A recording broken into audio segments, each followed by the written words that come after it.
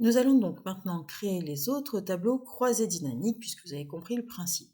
Donc là, le deuxième, c'est d'avoir le panier moyen par genre. Donc je vais repartir de celui-là, je copie, je colle, je vais enlever le chiffre d'affaires, le nombre de ventes, la quantité, et j'ai besoin donc du genre.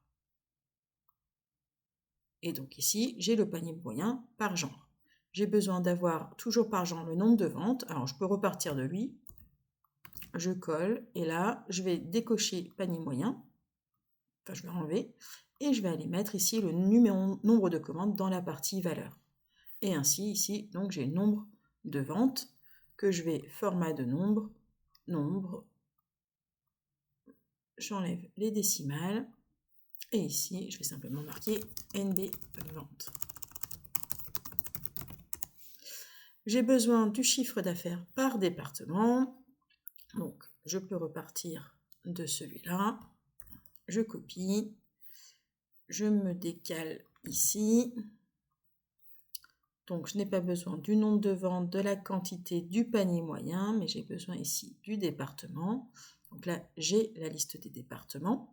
Alors, peut-être que le mieux, en plus, c'est de l'avoir, en fait, du département qui rapporte le plus de chiffre d'affaires au département qui en rapporte le moins. Donc, on va faire un clic droit sur les valeurs, trier du plus grand au plus petit. Comme ça, en fait, ça va se mettre automatiquement du plus important au moins important.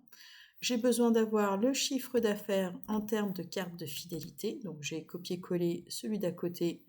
Je vais enlever le département et je vais mettre la carte de fidélité. Voilà. Hop. Ensuite, j'ai besoin d'avoir ici le top 5 au niveau de la catégorie client. Donc, pareil, je vais copier. Je vais coller. Et donc là, ici, j'ai besoin d'avoir donc pas la carte de fidélité, mais les catégories clients. Donc là, j'en ai un certain nombre. Je veux avoir le top 5. Je fais la petite flèche ici. Filtre s'appliquant aux valeurs. 10 premiers. Ici, je vais mettre 5. Si je veux avoir les catégories qui rapportent le moins, ici, je mettrai O. Et je clique sur OK. Et là, je peux trier, pareil, trier du plus grand au plus petit afin d'avoir la catégorie qui me rapporte le plus de chiffre d'affaires. Si vous voulez que ça soit un petit peu plus visuel, vous pouvez sélectionner les colonnes et les réduire en taille. Largeur de colonne, je vais mettre 2. Voilà. Pour en fait avoir une plus grande visibilité, alors même si en fait voilà, ça se décale.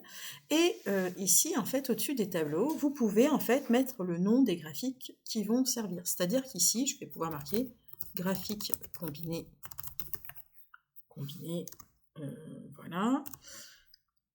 Ici, je vais mettre graphique anneau,